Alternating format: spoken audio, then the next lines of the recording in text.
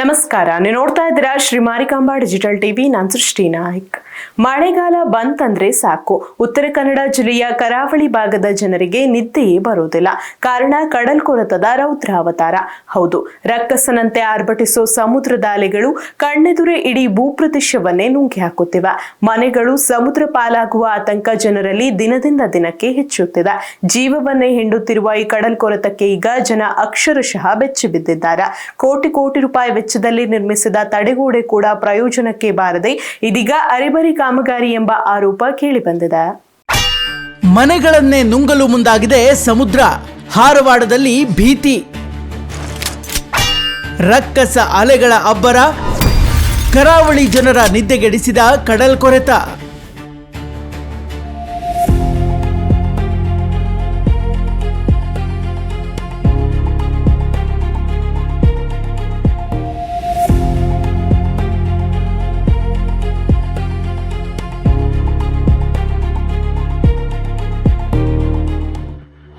ಹೌದು, ಉತ್ತರ ಕನ್ನಡ ಜಿಲ್ಲೆಯ ಕರಾವಳಿಯಲ್ಲಿ ಈ ಬಾರಿ ಕಡಲ ಕೊರೆತ ತನ್ನ ರೌದ್ರಾವತಾರವನ್ನೇ ತೋರಿಸ್ತಾ ಇದೆ.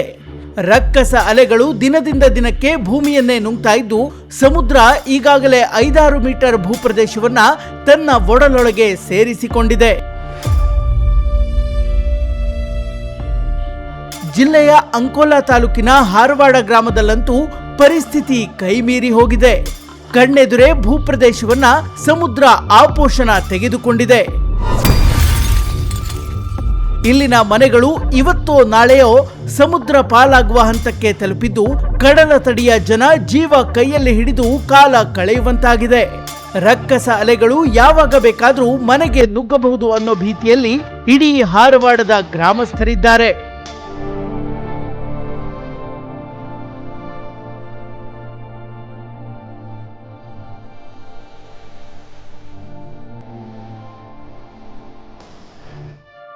ಪ್ರತಿ ಮಳೆಗಾಲದಲ್ಲೂ ಇದೇ ಆತಂಕ ಎದುರಿಸ್ತಾ ಇದ್ದ ಜನರು 10 ಹೋರಾಟಗಳನ್ನ ಮಾಡಿ ಸ್ಥಳೀಯ ಆಡಳಿತ ಮತ್ತು ಜನಪ್ರತಿನಿಧಿಗಳ ಗಮನ ಸೆಳೆದಿದ್ರು. ಬಳಿಕ ಸರ್ಕಾರ ತಡೆಗೋಡೆ ನಿರ್ಮಾಣಕ್ಕೆ ಮುಂದಾದ್ರೂ ಅದು ಜನರ ನಿರೀಕ್ಷೆಗೆ ತಕ್ಕಂತೆ ಆಗಿಲ್ಲ ಎಂಬ ಆರೋಪ ಕೇಳಿ ಬಂದಿದೆ. ಅಗತ್ಯವಿದ್ದಿದ್ದು ಬರೋಬ್ಬರಿ 2 ಕಿಲೋಮೀಟರ್ ಉದ್ದದ ತಡೆಗೋಡೆ.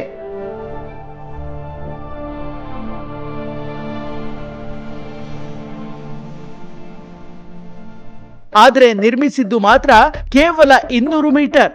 ಅದು ಕೂಡ ಗುಣಮಟ್ಟದ ಕಾಮಗಾರಿ ನಡೆಸದೆ ಕೇವಲ ದೊಡ್ಡ ದೊಡ್ಡ ಕಲ್ಲುಗಳನ್ನ ತಂದು ಸುರಿದು ಮಣ್ಣನ್ನೇ ಹಾಕದೆ ಹಾಗೆ ಬಿಟ್ಟು ಕೈ ತೊಳೆದುಕೊಳ್ಳಲಾಗಿದೆ ಅಂತ ಸ್ಥಳೀಯರು ಕಿಡಿಕಾರಿದ್ದಾರೆ. ಈ ಅರೆಬರೆ ಕಾಮಗಾರಿಯಿಂದ ಜನ ಮತ್ತೆ ಕಣ್ಣೀರಿಡುವಂತಾಗಿದೆ. ಕನಸು ಕಟ್ಟು ಕೈಗಳಿಗೆ ಕಷ್ಟವುಂಟು ನೂರಾರು. ಕಡಲ ಕೊರೆತವೆಂಬ ಮಹಾಮಾರಿಗೆ ಶಾಶ್ವತ ಪರಿಹಾರ ಕಲ್ಪಿಸಿ ಅಂತ ಇಲ್ಲಿನ ಜನ ದಶಕಗಳಿಂದಲೂ ಹೋರಾಡುತ್ತಲೇ ಬಂದಿದ್ದಾರೆ. ಆದರೆ ಯಾವ ಸರ್ಕಾರಗಳು ಕೂಡ ಇವರ ಕಣ್ಣೀರಿಗೆ ಸರಿಯಾಗಿ ಸ್ಪಂದಿಸಿಲ್ಲ.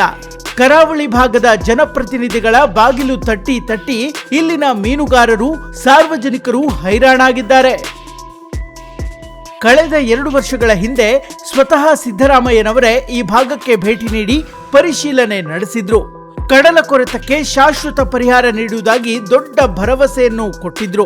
ಆದರೆ ಸಿಎಂ ಕೊಟ್ಟ ಭರವಸೆ ಕೇವಲ ಬಾಯಿ ಮಾತಾಗಿಯೇ ಉಳಿದಿದೆಯೇ ಹೊರತು ಇವತ್ತಿಗೂ ಕಾರ್ಯರೂಪಕ್ಕೆ ಬಂದಿಲ್ಲ.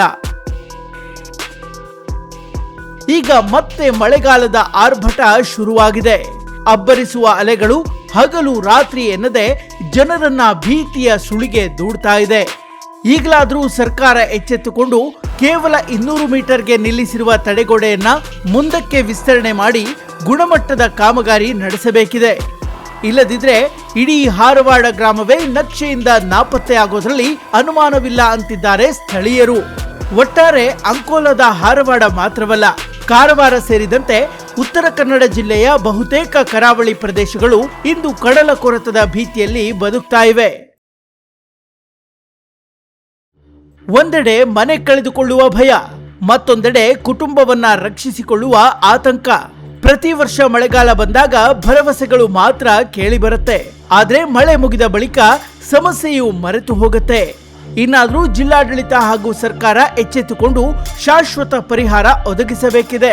ಇಲ್ಲದಿದ್ರೆ ಕರಾವಳಿ ಜನರ ಆಕ್ರೋಶದ ಅಲೆಗೆ ಸರ್ಕಾರ ಕೊಚ್ಚಿ ಹೋಗೋದಂತೂ guarantee. Special desk Marikamba news.